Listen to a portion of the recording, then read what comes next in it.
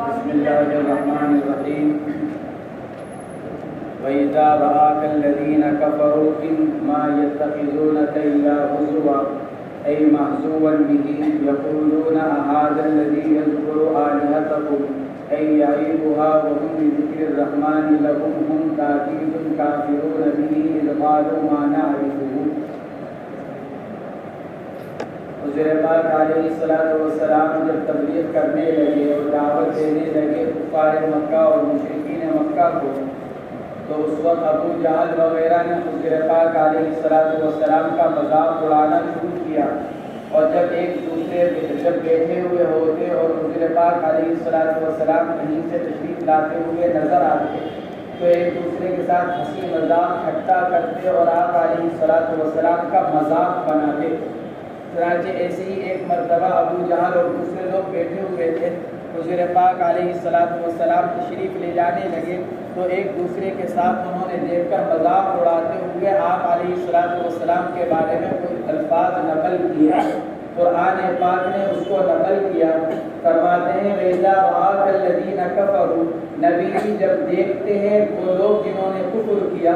رعا یہاں رؤیت سے مراد رؤیت بصریہ، آنکھوں سے آپ کا جب مشاہدہ کرتے ہیں، آپ کو جب دیکھتے ہیں، یہ کافر لوگ الذین کفروا انما یتخذونک الا ہزوا، ان نافیہ ان ایما فرماتے ہیں ان ایما یتخذ نہیں بناتے ہیں وہ لوگ آپ کو مگر مذاق، ای محذوبا بھی یعنی جس کے ساتھ مذاق کیا جائے، یعنی آپ کو مذاق کی چیز بنا لیتے ہیں، یعنی ایسی چیز کہ جس کے ساتھ مذاق کیا جائے. یقولون اہذا الذی یذکر آلہتکم، تو اہذا الذی یذکر آلہتکم یہ مقولہ ہے، اس لیے مصنف نے اس سے پہلے یقولون کو محذوف مانا. یقولون بعضهم لبعضهم، کہتے ہیں ان میں سے بعض سے بطور استہزاء اور مذاق کے اہذا الذی یذکر آلہتکم، کیا یہی ہے وہ آدمی جو تذکرہ کرتا ہے تمہارے معبودوں کا. اور حضور پاک علیہ السلام کا تذکرہ کس معنی کے اعتبار سے تھا؟ بتوں کی عبادت نہ کرنے کے اعتبار سے. اس لیے اس کا مفہوم ہے کیا یہی ہے وہ آدمی جو تمہارے بتوں کا برائی کے ساتھ تذکرہ کرتا ہے کہ وہ کچھ نہیں کر سکتے، نفع نقصان کے مالک نہیں ہیں. اس لیے صاحب جلالین اس کی تفسیر کر رہے ہیں یعیبھا ای یذکرھا بسوء، یعنی یہی ہے وہ آدمی جو ان کی برائی کے ساتھ ذکر کرتا ہے. وَهُمْ بِذِكْرِ الرَّحْمَنِ هُمْ كَافِرُونَ، اور حال یہ ہے کہ یہ لوگ رحمان کے ذکر سے، جو رحمان کا ذکر ان کے لیے آیا، ذکر الرحمن فاعل کی اضافت، ذکر فاعل ہے یا ذکر مصدر ہے تو مصدر کی اضافت اس کے فاعل کی طرف. وَهُمْ بِذِكْرِ الرَّحْمَنِ لَهُمْ ان کے، یعنی مطلب کیا ہوا؟ مطلب ہوا یعنی ایسی چیز کہ جو ان لوگوں کی رہنمائی اور رہبری کرنے والی ہے، کچھ چیزوں کا وہ انکار کرنے والے ہیں. وَهُمْ بِذِكْرِ الرَّحْمَنِ هُمْ كَافِرُونَ، اور حال یہ ہے کہ یہ لوگ رحمان کے ذکر کا، یعنی رحمان نے ان کی ہدایت کے لیے جو نازل کیا، یہ اس کا انکار کرنے والے ہیں. عجیب بات ہے کہ یہ لوگ حضور پاک علیہ السلام پر اس لیے تو ناراض ہوتے تھے کہ وہ بتوں کا انکار کرتے ہیں، لیکن تعجب کی بات ہے کہ یہ خود رحمان کا انکار کرتے ہیں. حضور پاک علیہ السلام کا مذاق اڑاتے ہیں اس لیے کہ وہ معبودان باطلہ کا انکار کرتے ہیں، اور خود رحمان کا انکار کر رہے ہیں، حالانکہ رحمان اپنی قدرت کے اتنے دلائل ان کو دکھلا چکا ہے، اس کے باوجود یہ رحمان کے دلائل کا انکار کرتے ہوئے رحمان کو نہیں مانا. دیکھو اللہ نے یہاں پر بھی اپنی کون سی صفت بیان فرمائی؟ وَهُمْ بِذِكْرِ الرَّحْمَنِ هُمْ كَافِرُونَ، رحمان رحم کرنے والا، مہربانی کرنے والا کے باوجود اس کے کہ اللہ کا انکار کرنے والے، اللہ کو نہ ماننے والے، لیکن اس کے باوجود اللہ کیا ہے کہ اللہ مہربانی کرنے والا ہے. ان کے انکار کے باوجود ان کے پاس اپنا ذکر بھیجتا رہتا ہے رسول کی زبانی کتابوں کے ذریعے سے، تاکہ یہ لوگ ہدایت پر آ جائیں. ہم فرماتے دوسرا ہم تاکید کے لیے، پہلے ہم کی تاکید، ہم تاکید کافرون بھی، اور باوجود اس کے کہ وہ لوگ اللہ کا انکار کرنے والے ہیں۔ اذ قالوا ما نعرف، اس لیے کہ وہ لوگ کہا کرتے تھے کہ ہم نہیں پہچانتے کہ رحمان کون ہے۔ کفار مکہ کہتے تھے ہمیں نہیں پتا رحمان کون ہے، ہم تو ایک ہی رحمان کو جانتے ہیں۔ کون؟ یمامہ کا رحمان، یعنی مسیلمہ کذاب۔ مسیلمہ کذاب کو رحمان کہا کرتے تھے کفار مکہ، اور جب قرآن پاک میں رحمان کا لفظ نازل ہوتا تو کہتے بھائی ہم تو ایک ہی رحمان سے واقف ہیں جو یمامہ کا رہنے والا ہے، یعنی مسیلمہ کذاب۔ اذ قالوا ما نعرف ونزل فی استعجالهم العذاب، فرماتے ہیں اور نازل ہوئی ان کے عذاب کے جلدی بچانے کے بارے میں۔ حضور پاک علیہ السلام سے کہا کرتے تھے وہ لوگ کہ اللہم ان کان ھذا هو الحق من عندک فامطر علینا حجارۃ من السماء او ائتنا بعذاب علیم۔ ارے بھائی اگر تم سچے ہو، اللہ کے رسول ہو، تو ہمارے اوپر عذاب کیوں نہیں لے کر آتے؟ ہمارے اوپر آسمان سے پتھر برسا دو، برسوا دو اللہ سے کہہ کر، جب تم اللہ کے نبی ہو اور ہم تمہارا انکار کر رہے ہیں، ہم اللہ کو مان نہیں رہے، تو ہمارے اوپر عذاب کیوں نہیں لے کر آتے؟ تو جلدی کرتے تھے۔ فرماتے ہیں وَنَزَلَ فِي اسْتِعْجَالِهِمُ الْعَذَابُ، اور نازل ہوئی اس بارے میں ان کے عذاب کے جلدی بچانے کے بارے میں۔ خُلِقَ الْإِنسَانُ مِنْ عَجَلٍ، انسان پیدا کیا گیا جلد بازی سے۔ عجل بمعنی اجرت، باب سمع یسمع سے، یعنی جلد بازی۔ جلد اجرت کسے کہتے ہیں؟ کسی چیز کو اس کے وقت سے پہلے طلب کرنا، یہ اجرت، کہ ابھی اس چیز کا وقت نہیں آیا، اس سے پہلے کسی چیز کو طلب کرنا، یہ اجرت کہلاتا ہے۔ یہ وصف فی نفسہ مذموم ہے، اجرت بازی فی نفسہ مذموم ہے۔ چنانچہ دوسری جگہ بھی اللہ نے فرمایا وَكَانَ الْإِنسَانُ عَجُولًا، انسان کو بڑا ہی جلد باز ہے۔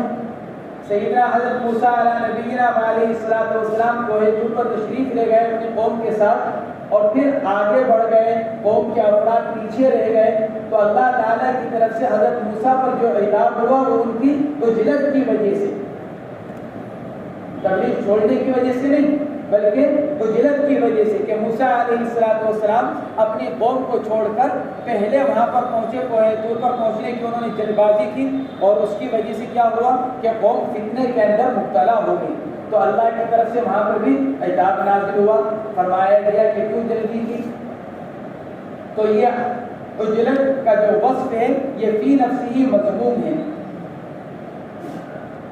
سارعوا اور سابقوا ان کے معنی کے اندر بھی آتا ہے، سارعوا دوڑنا، سابقوا سبقت کرنا، لیکن مسارعت اور مسابقت کے اندر ہوتا ہے وقت کے اندر تقصیر، وقت کے اندر تقصیر خیرات اور حسنات کی کوشش۔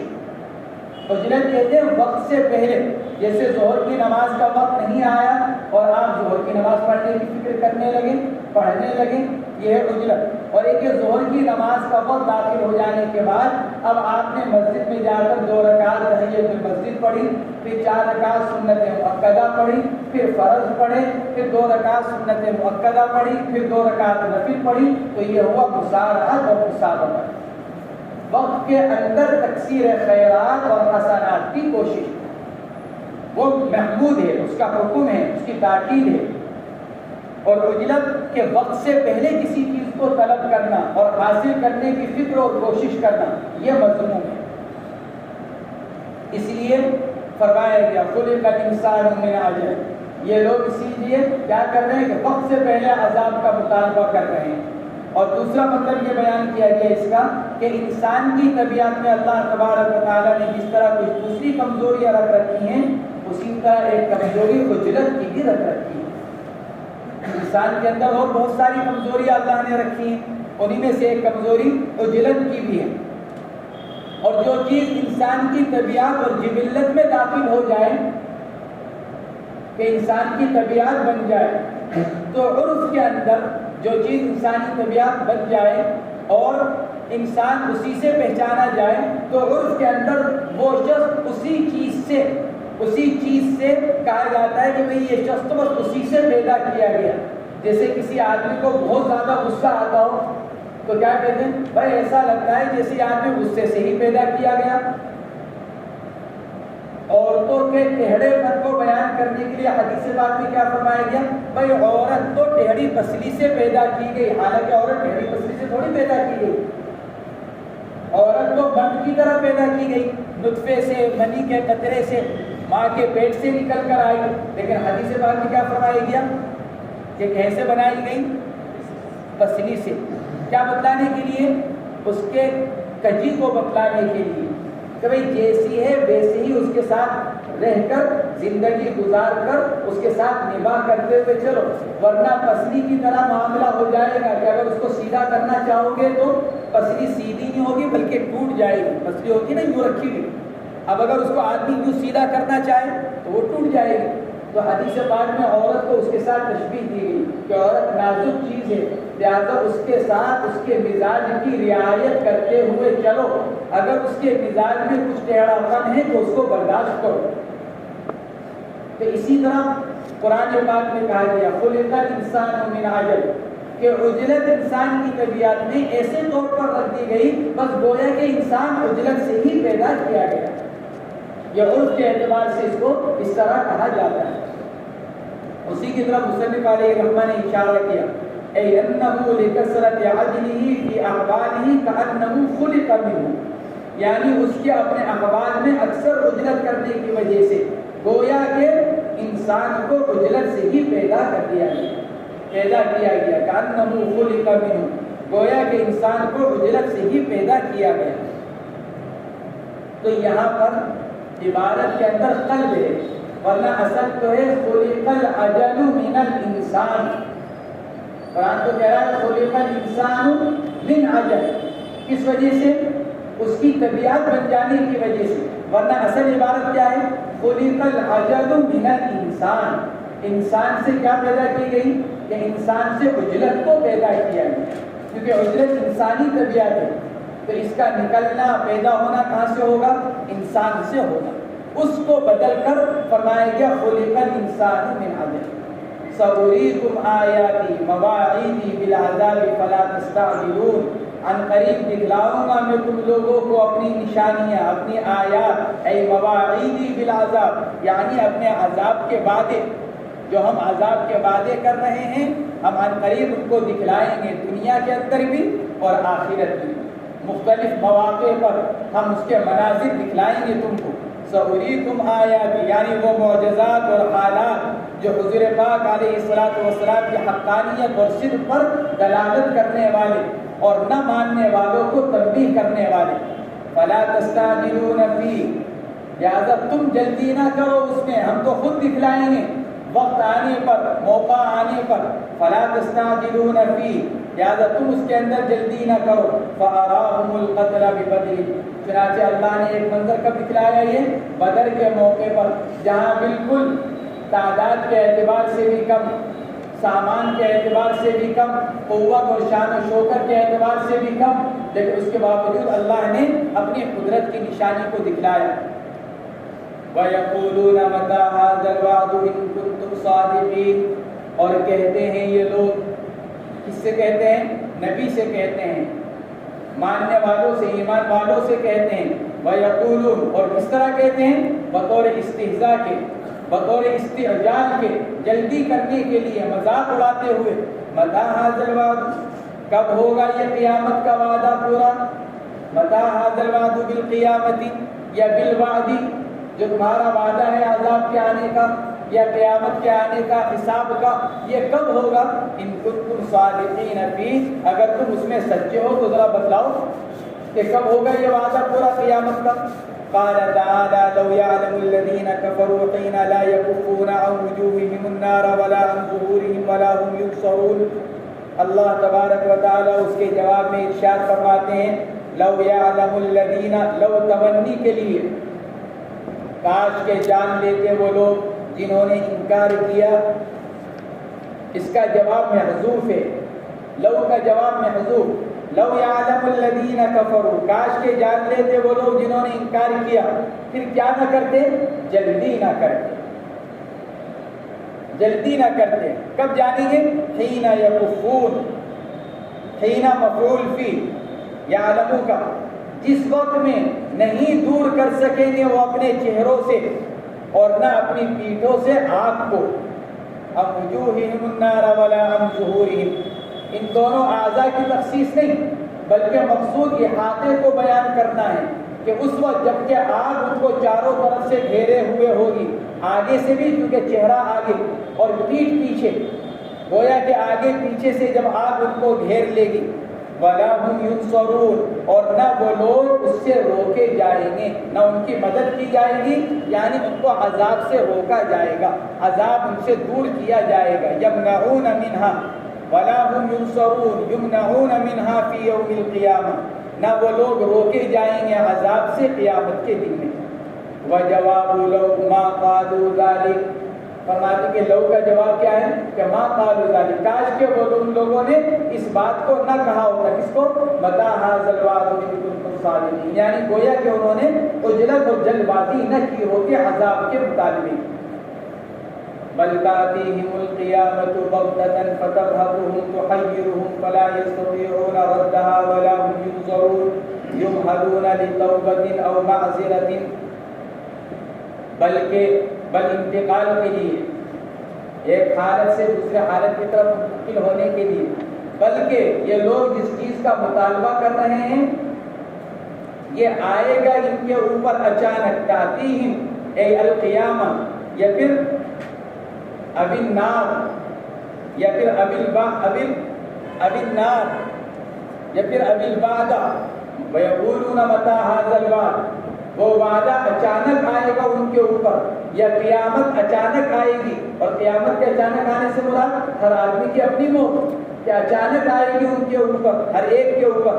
بغتتاً، اچانک آئے گی بغیر اطلاع کے. فتبہتہم، جو ان کو حیرانی میں ڈال دے گی، متحیر کر دے گی، مبہوت کر دے گی.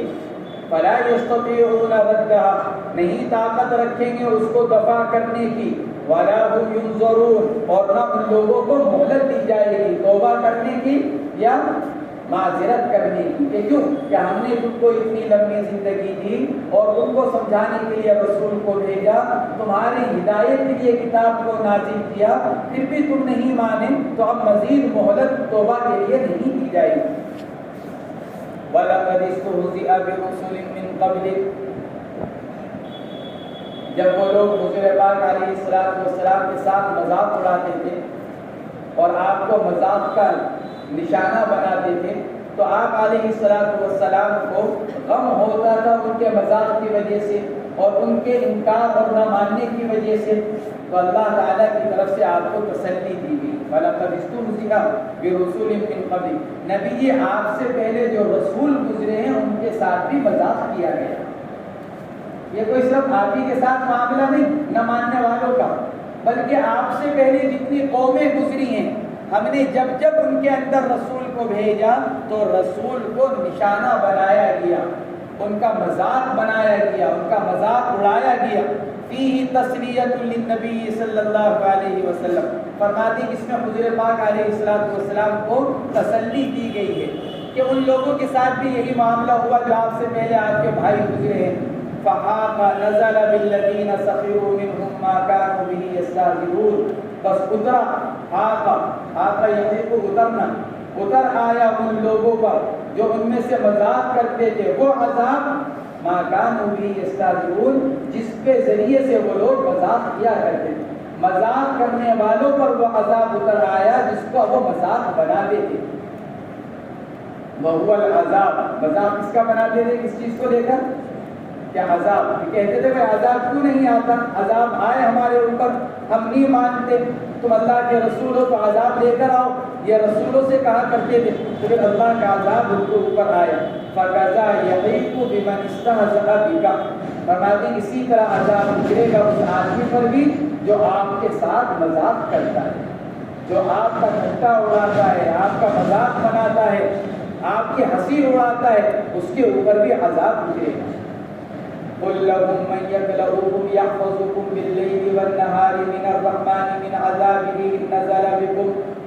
نبی جی آپ فرما دیجیے ان مذاق کرنے والوں سے، لہم اے مستہزئین، نبی جی فرما دیجیے آپ ان مذاق کرنے والوں سے کون حفاظت کرے گا تمہاری رات میں اور دن میں رحمان سے، یعنی رحمان کے عذاب سے، من عذاب ہی، مصنف نے من عذاب ہی کہہ کر بتلا دیا کہ رحمان سے پہلے مضاف محذوف ہے، اے من عذاب الرحمان، کون بچائے گا تم کو، کلا یکلؤ، بچانا، کون حفاظت کرے گا تمہاری رات میں اور دن میں، رات کو مقدم کیوں کیا؟ کیونکہ اکثر آفات، اکثر پریشانیاں، اکثر حالات آدمی کے اوپر رات میں آتے ہیں۔ من یکلؤکم باللیل والنہار من الرحمن، رات اور دن میں رحمان کی طرف سے اگر عذاب آ جائے، اے من عذابہ ان نزل بکم، اللہ کے عذاب سے کون بچائے گا اگر اتر آئے تمہارے اوپر، اے لا احد یفعل ذلک، کوئی نہیں ہے جو اس کام کو کر سکے، والمخاطبون لا یخافون عذاب اللہ لانکارہم لہ، فرماتے ہیں اور جن سے خطاب کیا جا رہا ہے وہ نہیں ڈرتے تھے اللہ کے عذاب سے، عذاب کا ان کا انکار کرنے کی وجہ، وہ تو عذاب کا انکار کرنے والے، عذاب سے کہاں ڈرنے والے تھے، بل هم عن ذکر ربهم ای القرآن معرضون، بلکہ وہ لوگ اپنے رب کے ذکر نصیحت نامے سے یعنی قرآن سے اعراض کرنے والے، کیسا اعراض؟ ای لا یتفکرون فی، سنتے تو تھے لیکن غور و فکر نہیں کرتے تھے۔ اعراض کا مطلب یہ کہ غور و فکر، کیونکہ غور و فکر آدمی کو کیا کرے گا؟ آدمی کو اللہ کی توحید اور نبی کی رسالت تک پہنچائے گا۔ ان فی خلق السماوات والارض واختلاف اللیل والنہار، یہ قرآن پاک بار بار بیان کرتا ہے کہ غور و فکر کرو، غور و فکر کرو، لعلہم یتفکرون، لعلہم یتفکرون، تاکہ غور و فکر کریں۔ ہم اپنی قدرت کی نشانیاں بیان کرتے ہیں تاکہ لوگ غور و فکر کریں، کیونکہ انسان کو غور و فکر ہی فائدہ دیتا ہے۔ لعلہم یتفکرون، لا یتفکرون فی، اعراض کرتے ہیں یعنی آیات قدرت کی آیات، قدرتی آیات میں غور و فکر نہیں کرتے۔ ام فیہا معنی الحمزۃ الانکار، فرماتے ہیں ام لہم آلہۃ تمنعہم من دوننا، ام بمعنی بل، اور حمزہ اس کے اندر انکار کے لیے، حمزہ استفہامیہ انکار کے معنی میں، اس لیے مصنف ترجمہ کر رہے ہیں ای الہم آلہۃ، حمزہ استفہامیہ انکاریہ، الہم آلہۃ تمنعہم مما یسوءہم من دوننا، کیا ان کے لیے کوئی ایسے معبود ہیں جو بچا لیں گے ان کو ان چیزوں سے جس کو وہ برا سمجھیں گے، یعنی وہ عذاب جس کو وہ ناپسند کریں گے، یسوء ایسی چیز کہ جس کو آدمی ناپسند کرتا ہو، کیا ایسی چیز جس کو یہ ناپسند کرتے ہیں جب وہ ان کے اوپر اتر آئے گی تو کیا ان کے معبود ان کو ان چیزوں سے بچائیں گے ہمارے علاوہ؟ من دوننا، اے الہم من یمنعہم منہ غیرنا، کیا ان کے لیے وہ معبود ہیں جو روک لیں ان کو ان سے عذاب کو ہمارے علاوہ، عذاب کو قیامت کے دن کو جو روک سکے ہمارے علاوہ کوئی اور ہے ان کے پاس معبود ایسا؟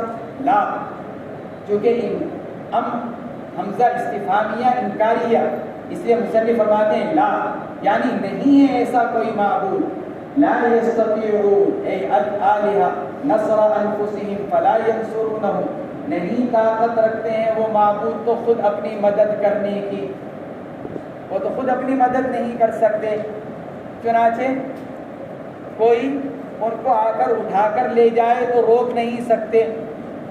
قرآن نے خود ان کا حال بیان کیا، ان یسلبہم الذباب شیئا لا یستنقذوہ منہ، مکھی بھی اگر ان سے کچھ لینے لگے تو وہ مکھی سے اپنا بچاؤ بھی نہیں کر سکتے۔ اگر کچھ سامنے رکھا ہوا ہے کچھ کھانے پینے کی چیز اور آ کر مکھی اس کو کھانے پینے لگے تو یہ مکھی سے بھی نہیں بچا سکتے، اپنی بھی مدد نہیں کر سکتے۔ فلا ینصرونہم، تو ان لوگوں کی مدد کیسے کریں گے؟ جو آدمی اپنی مدد نہیں کر سکتا وہ دوسروں کی مدد کیا کرے گا؟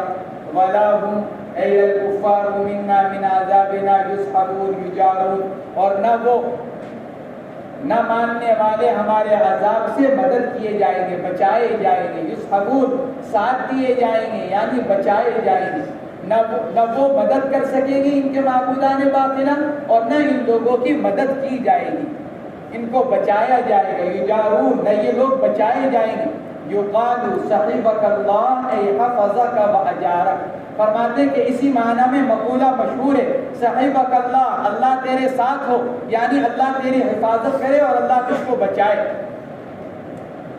گویا کہ صحیبہ یصحب کے معنی کہیں کہ ساتھ ہونا، اور ساتھ آدمی کیوں ہوتا ہے؟ مدد کے لیے، حفاظت کے لیے، تو اس کو اسی کے معنی میں استعمال کیا جاتا ہے۔ صحیبک اللہ اے حفظک و اجارک، کہ اللہ تیری حفاظت کرے اور اللہ تجھ کو بچائے۔ بل متعنا هؤلاء وآباءهم بما أنعمنا عليهم حتى طال عليهم العمر فاغتروا بذلك، بلکہ ہم نے خوب سامان دیا زندگی کا، متاع سامان، ہم نے خوب دنیاوی زندگی کا ساز و سامان دیا ان کو بھی اور ان کے باپ دادا کو بھی، یعنی ہم نے ان کو خوب نعمتیں دی، خوب انعامات کی ہم نے ان کے اوپر، بما انعمنا علیہم حتی طال علیہم العمر، ان احسانات اور انعامات کے ساتھ ایک لمبی زندگی گزری، زمانہ لمبا ہو گیا، عمر زمانہ، حتی طال علیہم العمر، طویل وقت گزرا ان کے اوپر ان نعمتوں کا، فاغتروا بذلک، تو اس سے کیا ہوا؟ وہ لوگ دھوکے میں مبتلا ہو گئے، کہنے لگے اچھا اگر ہم اللہ کا انکار کر رہے ہیں اور اللہ کو نہیں مان رہے ہیں اور بقول تمہارے کہ اللہ اس انکار سے ناراض ہے، تو پھر اللہ نے ہم کو اتنا کیوں نواز رکھا ہے؟ بادشاہت بھی ہماری، سلطنت، ملک بھی ہمارا، مال و دولت بھی ہمارے پاس، عہدہ اور عزت بھی ہمارے پاس، اولاد بھی ہمارے پاس، قوت اور طاقت، شان و شوکت بھی ہمارے پاس، اگر اللہ ہم سے ناراض ہے تو پھر یہ سارے انعامات ہمارے اوپر کیوں؟ فاغتروا بذلک، وہ دھوکے میں مبتلا ہو گئے اس کی وجہ سے۔ افلا يرون انا ناتي الارض نقصد ارضهم ننقصها من اطرافها بالفتح على النبي عليه الصلاه والسلام افهم الغالبون، کیا نہیں دیکھتے یہ لوگ انا ناتي الارض نقصد ارضهم، کہ ہم ارادہ کیے ہوئے ہیں ان کی زمین کا، ناتي الارض اي نقصد ارضهم، ہم ارادہ کیے ہوئے ہیں ان کی زمین کا، کہنے کا ننقصها من اطرافها، کہ ہم کم کرتے چلے آ رہے ہیں زمین کو ان کے اطراف سے، کم کرتے چلے آ رہے ہیں، یہ نہیں کہ زمین کو برباد کرتے چلے آ رہے ہیں کہ زمین برباد ہو گئی، ضائع ہو گئی، نہیں، بالفتح علی النبی، کم اس طرح کرتے چلے آ رہے ہیں حضور پاک علیہ السلام کی فتوحات کے ذریعے سے، آپ کو فتوحات حاصل ہو رہی ہیں جس کی وجہ سے ان کا علاقہ کم ہوتا جا رہا ہے، نبی کا علاقہ بڑھتا چلا جا رہا ہے، یہ ہے نقص مراد، ننقصها من اطرافها، اللہ نے نقص کی اضافت اپنی طرف کی، ننقصها من اطرافها، نسبت اللہ نے اپنی طرف کی ہے، اس لیے کہ جو کچھ ہوگا وہ اللہ کی قدرت اور اللہ کی مدد سے ہوا۔ افہم الغالبون، کیا پھر بھی یہی لوگ غالب رہیں گے؟ نہیں دیکھتے آنکھوں سے اپنا مشاہدہ کہ کیا حالات ان کے اوپر گزر رہے ہیں، کیسے ان کی زمین کم ہوتی چلی جا رہی ہے، پھر بھی یہی خیال کرتے ہیں افہم الغالبون کہ یہی لوگ غالب ہوں گے؟ لا، نہیں، بل النبی و اصحابہ، بلکہ غالب کون رہیں گے؟ نبی اور نبی کے ماننے والے۔ قل لهم انما انذركم بالوحی من اللہ لا من قبل نفسی، نبی جی آپ کو فرمائیے ان لوگوں سے میں ڈراتا ہوں تم لوگوں کو وحی سے، وحی کے ذریعے سے، کوئی میں اپنی طرف سے کوئی بات نہیں کہتا، اللہ کی طرف سے وحی آتی ہے، اس وحی کی روشنی میں میں تم کو ڈرا رہا ہوں عذاب سے، قیامت کے دن سے، لا من قبل نفسی، کوئی اپنی طرف سے نہیں کہ میں اپنی طرف سے باتیں بنا رہا ہوں، اپنی طرف سے گڑھ کر کچھ کہہ رہا ہوں، بلکہ اللہ کی طرف سے وحی نازل ہوتی ہے تو میں اللہ کا پیغام تمہارے تک پہنچاتا ہوں۔ وَلَا يَسْمَعُ الصُّمُّ الدُّعَاءَ إِذَا مَا يُنذَرُونَ، اور نہیں سن سکتا ہے بہرا کسی دعا کو، کسی پکار کو، کسی ڈرانے کو، آواز کو، إِذَا مَا يُنذَرُونَ، جب ان کو ڈرایا جائے۔ وَلَا يَسْمَعُ الصُّمُّ الدُّعَاءَ إِذَا مَا يُنذَرُونَ، نہیں سنتا ہے بہرا پکار کو جب ان کو ڈرایا جائے۔ سوال یہ ہے کہ بہرا کو ڈر کو بھی نہیں سنتا، انذار کو بھی نہیں سنتا اور خوشخبری کو بھی نہیں سنتا، بہرا تو بہرا ہے، نہ خوشخبری کی بات کو سنتا ہے اور نہ تخویف کی بات کو سنتا ہے، تو پھر تخویف اور انذار ہی کو بیان کیا، وَلَا يَسْمَعُ الصُّمُّ الدُّعَاءَ إِذَا مَا يُنذَرُونَ، وہ تو بشرا کو یعنی بشارت کو بھی نہیں سنتا، خوشخبری کو بھی نہیں سنتا؟ تو اس کا جواب یہ دیا گیا کہ مقصود یہی ہے، بطور مبالغے کے کہا جا رہا ہے کہ کیوں؟ اس لیے کہ خوشخبری یہ تو گویا کہ یوں کہہ رہے ہیں ارے یہ تو انذار کو بھی نہیں سنتا، خوشخبری تو کیا سنے گا؟ خوشخبری کی باتیں، خوشخبری کی آیات تو کیا سنے گا؟ یہ تو ڈر کی باتیں بھی نہیں سن رہا ہے۔ اور اس لیے بھی انذار کو بیان کیا کہ جب آدمی کسی کو ڈراتا ہے، دھمکاتا ہے، تو پھر خود بخود اس کا لہجہ بھی سخت ہو جاتا ہے اور آواز بھی بلند ہو جاتی ہے۔ دھمکانے میں، ڈانٹنے میں کیا ہو جاتی ہے؟ آواز بلند۔ گویا کہ جب بلند آواز کو یہ نہیں سن رہا ہے تو جو خوشخبری اس سے پست آواز میں دی جائے گی وہ بدرجہ اولا نہیں سنتا۔ جب انذار و تخویف کو نہیں سن رہا ہے، جس کے اندر سختی، درشتگی، آواز کا بلند ہونا، یہ سب پایا جاتا ہے، جب اس کو نہیں سنتا تو پھر بشارت اور خوشخبری کو بدرجہ اولا نہیں سنے۔ اذا فرماتے ہیں اذا بتحقیق الحمزتین لا یسمع ثم الدعاء اذا ما ينذرون۔ اذا فرماتے ہیں یا تو دونوں حمزہ کی تحقیق، دعا کا حمزہ اور اذا کا حمزہ، وتسہیل الثانیۃ بینہا و بین الیا، یا پھر فرماتے ہیں کہ یا پھر دعا کا بجائے دعا یا نہیں سنتا ہے بہرا میری آواز کو، میری پکار کو، میری طرف دعوت دینے کو، دعا یا کے ساتھ، تو پھر ایک حمزہ کے ساتھ اذا ما ينذرون اے ہم لترکہم العمل بما سمعوه من الانذار کالصم، یعنی وہ لوگ نہیں سنتے، کیوں؟ عمل کو ترک کر دینے کی وجہ سے ان آیات پر جو وہ سن رہے ہیں انذار و تخویف کی، مثل بہرے کے، جس طرح بہرا کوئی بات نہیں سنتا، اسی طرح یہ لوگ بھی آیات کو سنتے ہیں لیکن سننے کے باوجود ان کی طرف سے کوئی عمل اور ایمان نہیں پایا جاتا۔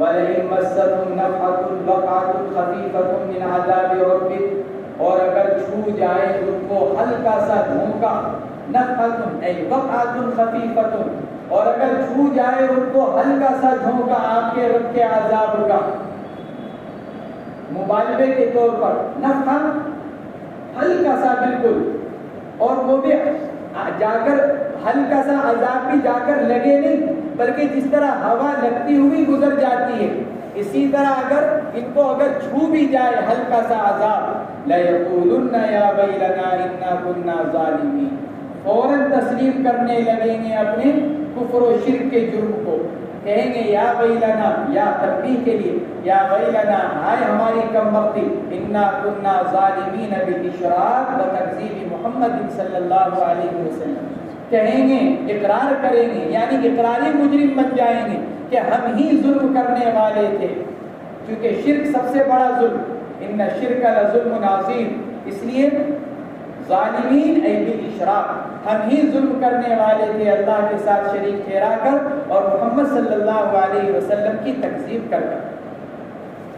وَنَضَعُ الْمَوَازِينَ الْقِسْطَ ذَوَاتِ الْعَدْلِ لِيَوْمِ الْقِيَامَةِ أَيْ فِيهِ فَلَا تُظْلَمُ نَفْسٌ شَيْئًا وَنَضَعُ الْمَوَازِينَ الْقِسْطَ، اور ہم رکھیں گے موازین ترازو کو، انصاف والے ترازو کو قیامت کے دن، اور نہیں ظلم کیا جائے گا کسی پر ذرہ برابر بھی۔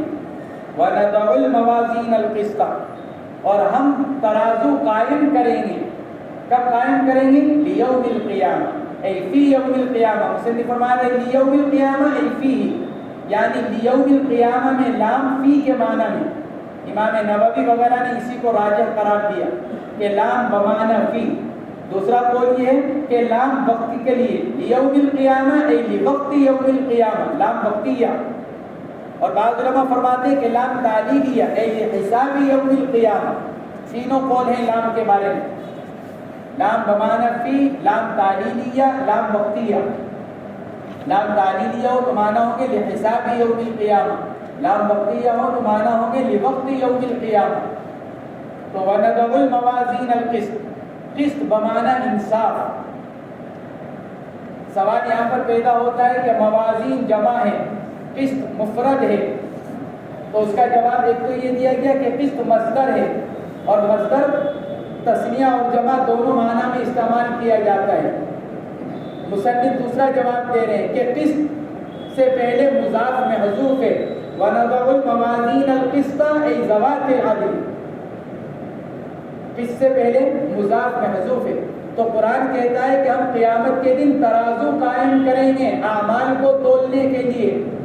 موازین یا تو جمع ہے میزان کی بمعنی ترازو، یا موازین جمع ہے موزون کی، یعنی وہ چیز کہ جس کو تولا جائے گا۔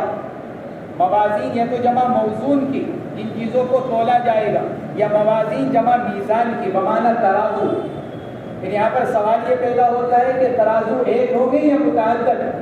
امام فخر الدین رازی رحمۃ اللہ علیہ نے ظاہری آیت کو لیتے ہوئے تعدد کے قول کو اختیار کیا، کیونکہ موازین جمع کا صیغہ، جمع میزان کی، تو امام فخر الدین رازی رحمۃ اللہ علیہ نے جمع کا صیغہ اختیار، جمع کے صیغے کی وجہ سے تعدد کے قول کو لیا کہ موازین بہت ساری ہوگی۔ پھر تعدد کس اعتبار سے ہوگا؟ بعض علماء فرماتے ہیں اشخاص کے اعتبار سے، ہر آدمی کی ایک ہوگی یا ہر قوم کی ایک ہوگی، اور بعض علماء فرماتے ہیں اعمال کے اعتبار سے، نماز کے لیے الگ، سب لوگوں کی نمازیں اس میں تلیں گی، روزے کی الگ، زکوٰۃ کی الگ، قرآن پاک کی تلاوت کی الگ، یعنی کتب سماویہ کی تلاوت کی الگ، صدقہ خیرات کی الگ، اعمال کے اعتبار سے تعدد ہوگا۔ بعض فرماتے ہیں اشخاص کے اعتبار سے تعدد ہوگا، بعض فرماتے ہیں اعمال کے اعتبار سے تعدد ہوگا۔ لیکن حافظ ابن کثیر رحمۃ اللہ علیہ نے لکھا ہے کہ جمہور علماء کا مذہب یہ کہ میزان ایک ہوگی، جمہور علماء تعدد کے قائل نہیں۔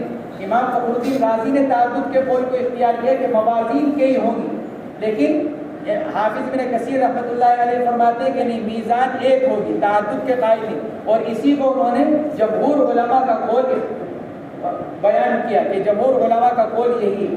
پھر جمع کا صیغہ کیوں لایا گیا؟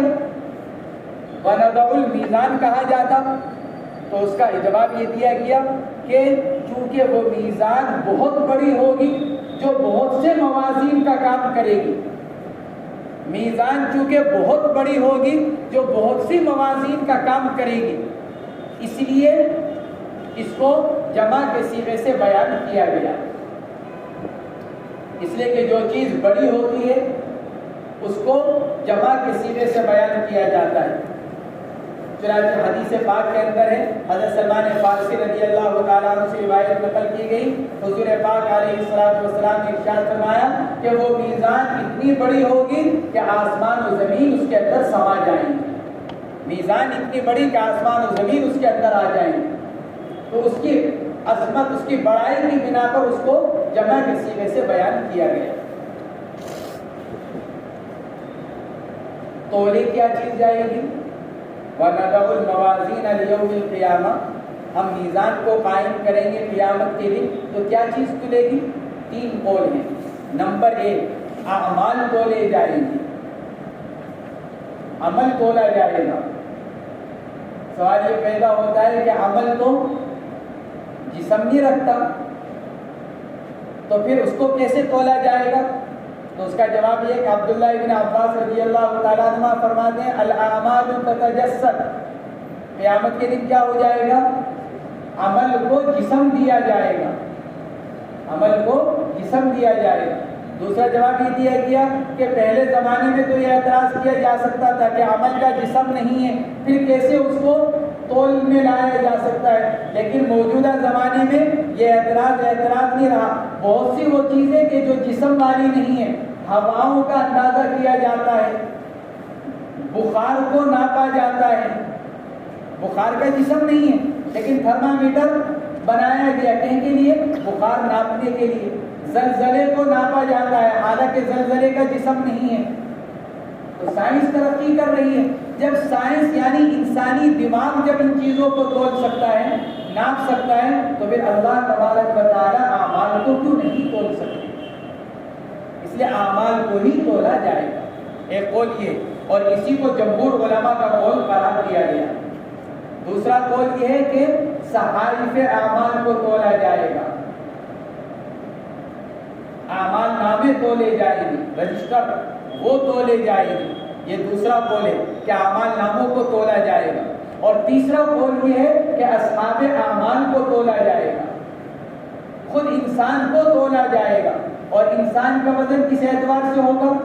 اس کی ایمانی اور اعمالی زندگی کے اعتبار سے.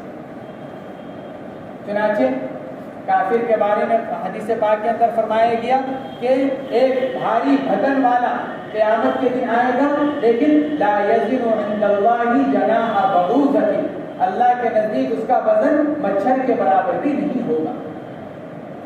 اور عبداللہ ابن مسعود رضی اللہ تعالیٰ عنہ بہت دبلے پتلے کمزور، بالکل کمزور بدن تھے عبداللہ ابن مسعود رضی اللہ تعالیٰ عنہ. تو ایک مرتبہ ہوا چلی تو ان کی ٹانگیں کھل گئیں.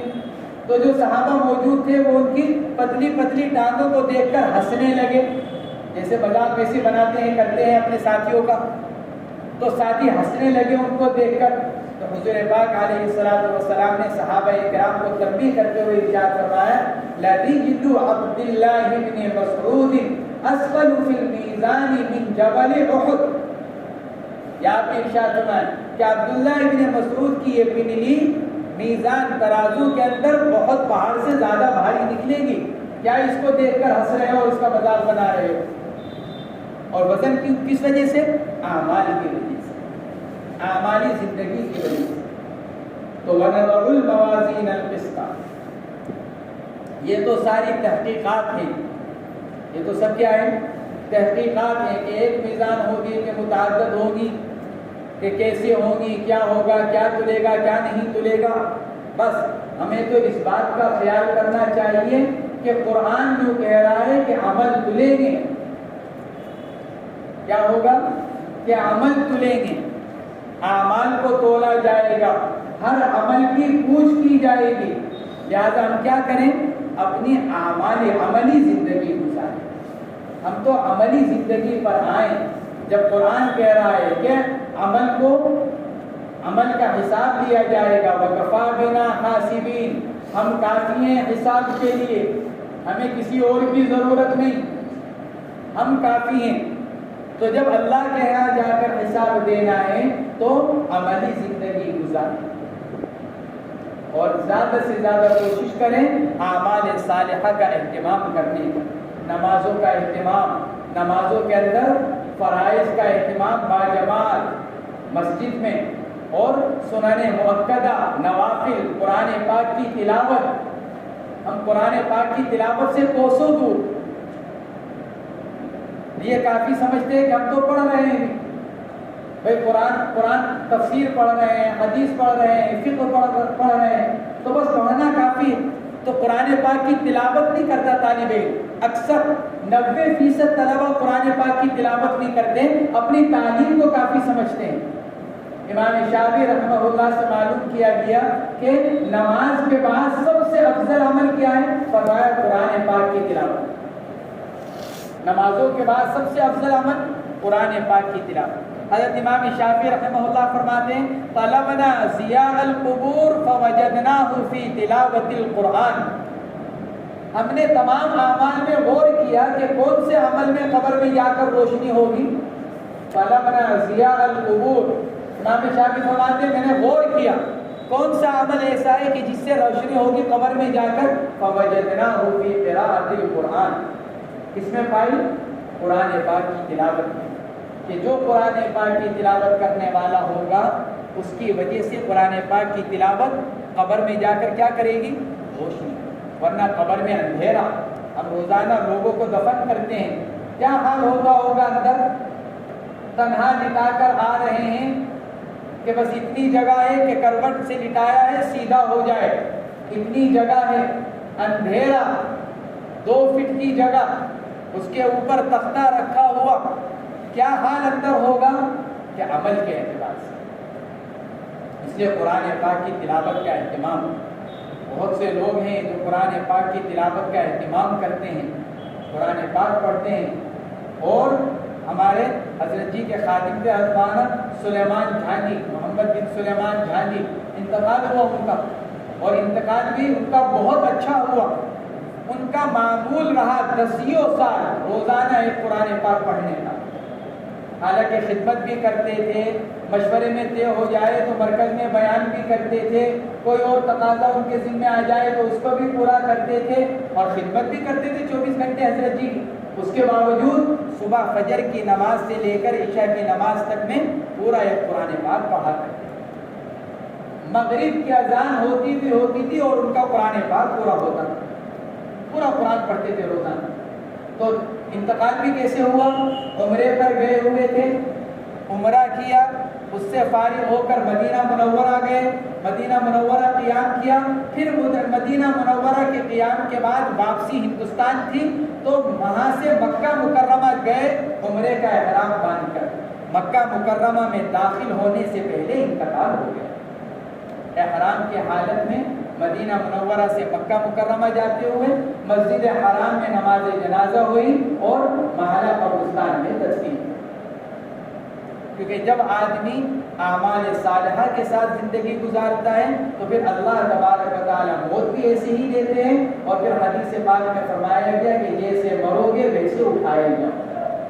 یہ فرمایا گیا حدیث پاک میں کہ جیسے مرو گے ویسے اٹھائے جاؤ گے. اور موت کا تعلق کس سے؟ زندگی سے، کہ زندگی جیسی گزری ویسی موت، اور جیسی موت ویسے اٹھائے جاؤ گے قیامت. تو اس لیے سبق کیا مل رہا ہے کہ دیکھو قیامت کا دن آنے والا ہے، اعمال کا حساب ہونا ہے، لہذا کیا کرو؟ عملی زندگی گزارو. یہ سب پڑھنا لکھنا یہ جبھی کام آئے گا آدمی کے جب آدمی عمل والی زندگی گزارے. میں لکھنا پڑھنا کسی کام کا نہیں. واصلہ ابن اسقع رضی اللہ تعالیٰ عنہ کی روایت، کل علم وبال علی صاحبہ الا ما عمل به. علم وبال بنے گا الا یہ کہ اس پر عمل ہو. تو یہی علم ہمارے اوپر وبال بن جائے گا جس پر ہم آج محنت کر رہے ہیں عمل نہ کرنے کی صورت میں. اس لیے بار بار کہا جاتا ہے کہ تعلیم کے ساتھ ساتھ عمل، جو پڑھ رہے ہو اس پر عمل. تو وَنَضَعُ الْمَوَازِينَ الْقِسْطَ لِيَوْمِ الْقِيَامَةِ فَلَا تُظْلَمُ نَفْسٌ شَيْئًا. نہیں ظلم کیا جائے گا کسی پر ذرہ برابر بھی. کیسے؟ مِن نَقْصِ حَسَنَةٍ أَوْ زِيَادَةِ سَيِّئَةٍ، کہ کوئی نیکی کم کر دی جائے یا کسی برائی کا اضافہ کر دیا جائے نامہ اعمال میں. وَإِنْ كَانَ الْعَمَلُ مِثْقَالَ ذَرَّةٍ حَبَّةٍ مِنْ خَرْدَلٍ أَتَيْنَا بِهَا. اور اگر کوئی عمل، کانا کی ضمیر عمل کی طرف، وَإِنْ كَانَ مِثْقَالَ حَبَّةٍ کانا کی ضمیر عمل کی طرف لوٹ رہی ہے. اور اگر کوئی عمل رائی کے دانے کے وزن کے برابر بھی ہوگا، مثقال وزن، حبہ دانہ، خردل رائی کے دانے کے برابر بھی کوئی عمل ہوگا، اتینا بہا ہم اس کو لائیں گے. کہیں کے لیے؟ اے بموزونہا اس کے وزن کرنے کے لیے. وکفا بنا حاسبین اور ہم کافی ہیں. حاسبین عبداللہ ابن عباس فرماتے ہیں اے عالمین، ہم جانتے ہیں، اور جو جانتا ہے اس کے لیے حساب لینا مشکل نہیں. حساب کس کے لیے مشکل؟ جو نہ جانے، اور جو جانتا ہو اس کے لیے حساب آسان بالکل. وَكَفَى بِنَا حَاسِبِينَ أَيْ مُحْصِينَ كُلِّ شَيْءٍ، یعنی ہم ہر چیز کا احاطہ کرنے والے ہیں، ہر چیز کو جاننے والے ہیں. اور جب ہر چیز کا احاطہ کرنے والے اور جاننے والے ہیں تو پھر ہمارے لیے حساب لینا بہت آسان ہے، اور ہم حساب لینے والے ہیں، اور ہمیں حساب کے لیے کسی اور کی ضرورت. کفا بنا یہ فاعل ہے کفا کا، اور کفا کے فاعل پر با زائدہ ہوتی ہے. وکفا بنا فاعل ہے کفا کا، اور کفا کے فاعل پر با زائدہ ہوتی ہے. تو ہم کافی ہیں، ہمیں کسی اور کی ضرورت نہیں ہے.